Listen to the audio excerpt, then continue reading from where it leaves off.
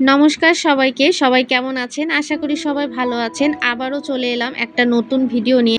আসলে প্রতিদিনের কাজকর্ম এড়িয়ে কিন্তু আমরা কেউ চলতে পারি না। আমাদের একঘেয়েমি কাজ বারবারই আমাদের সামনে আবারও ফিরে আসে, আর এগুলো এড়ানো কখনোই সম্ভব না। যেহেতু আমি ডেইলি আমার যে সিম্পল রান্নাগুলো করি বা প্রতিদিন যে রান্নাগুলো খাই সেগুলোই আপনাদের সাথে শেয়ার করি।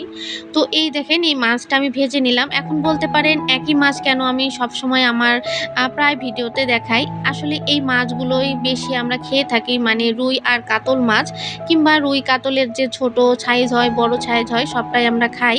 তো এইজন্য এই মাছটাই আপনাদের সাথে বেশি শেয়ার করা হয়। তবে মাঝে কিন্তু ছোট মাছ এগুলো শেয়ার করা হয়। আর খুব বেশি মাছ আমরা বেছে মানে খাই না। ঘরে আলু আর সজনে ডাঁটা ছিল, আর এটা দিয়েই এখন আমি এই মাছটা রান্না করতেছি, মানে রুইয়ের ছোট যে সাইজটা হয় সেই সাইজটাই। তো সবসময় মাছ কিন্তু ভেজে খায়। আর হ্যাঁ, আমি কিন্তু আজকে পেঁয়াজ রসুন ছাড়া কিন্তু রান্না করতেছি। আমার রান্নাগুলো যারা দেখে থাকেন তারা কিন্তু বুঝতে পারবেন আমি সবসময় পেঁয়াজ দিয়ে রান্না করি না, পেঁয়াজ রসুন ছাড়াই রান্না করার চেষ্টা করি। আসলে অনেকেই আমার রান্না দেখে জিজ্ঞাসা করে আসলে এই রান্নাগুলো খাওয়া যায় কিনা। আপনারা একবার হলে ট্রাই করে দেখবেন, ভালো লাগবে। আসলে সব মশলাগুলোই দিতে হয়।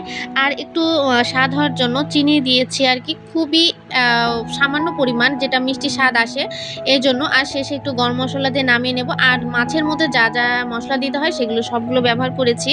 বিশ্বাস করেন, এই গরমের সময় আলু আর ডাঁটা দিয়ে এই মাছ রান্না একবার যদি খান তাহলে এর স্বাদ ভুলতে পারবেন না। আর সেম প্রসেসে যদি রান্না করতে পারেন তাহলে তো কোনো কথাই নাই। অলরেডি আমার মাছের ঝোলটা হয়ে গিয়েছে, আবার কড়াইটা পরিষ্কার করে বসিয়ে দিয়েছি। এখন তেল দিয়ে দিয়েছি আর একটু কালো জিরা ফোড়ন দিয়েছি। আর এখন আমার লাউ ছিল ঘরে, লাউয়ের যে খোসাটা ছিল সেটা আলু দিয়ে ভাজবো। অনেকদিন ধরে খেতে ইচ্ছা হচ্ছিল, তো ভাজা হয়নি। তো আজকে আমি ভাজবো, এটা পেঁয়াজ দিয়ে ভাজবো। পেঁয়াজ দিয়ে ভাজলে খেতে ভালো লাগবে। তো সবকিছু যে পেঁয়াজ ছাড়া খাই তাও না, পেঁয়াজ দিয়ে ভাজি, যেগুলো খেতে ভালো লাগে সেগুলো ভাজি।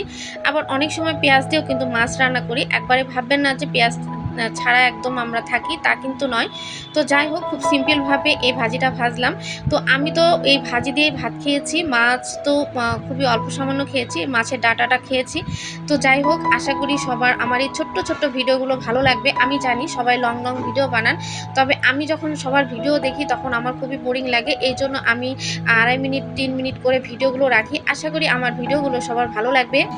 আর হ্যাঁ, আমি কিন্তু এই যে একটু ঢেকে ভেজে নিয়েছি, এর মধ্যে কোনো প্রকার জল দিইনি। একটু সময় নিয়ে ভাজতে হবে, তাহলে ভাজিটার টেস্টটা কিন্তু অনেক সুন্দর হবে। আর এইভাবেই আমার ভিডিওটা আমি আজকের মতো এখানেই রাখবো। সকলে ভালো থাকবেন, সুস্থ থাকবেন। আর আমার ভিডিওটা যদি এতটুকু ভালো লেগে থাকে প্লিজ আমাকে একটু সাপোর্ট করবেন। কারণ আমি গত 3 বছর ধরে চেষ্টা করতেছি আপনাদের সাপোর্টে